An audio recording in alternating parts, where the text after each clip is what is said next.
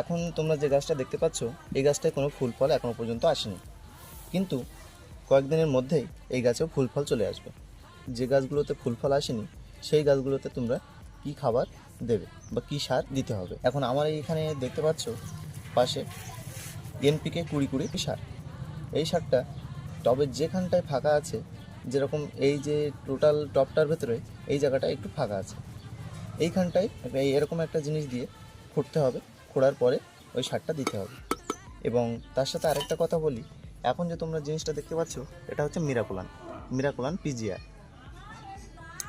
এটা তোমরা গাছে খাবার দেওয়ার 20 দিন বাদে ব্যবহার করতে পারো।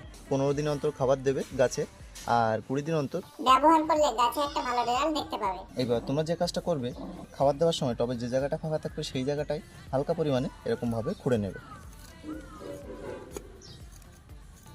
দেখতে পাচ্ছ আমি এখানে এরকমভাবে খুঁড়ে নিচ্ছি। খুঁড়ে এই জায়গাটা ফাঁকা হয়ে গেল। তারপরে এই যে সারটা, এটা NPK 20-20, এটা 4 চামচের 3 ভাগের 1 ভাগ এখানে দিয়ে দেবে।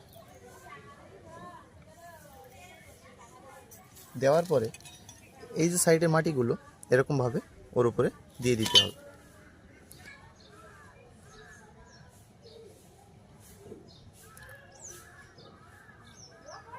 দেখে বুঝতে পারছো সারটা আমি কীরকমভাবে দিয়েছি। তারপরে তোমরা যে কাজটা করবে, যে গাছে পরিমাণ মতো জল দিয়ে দিতে হবে।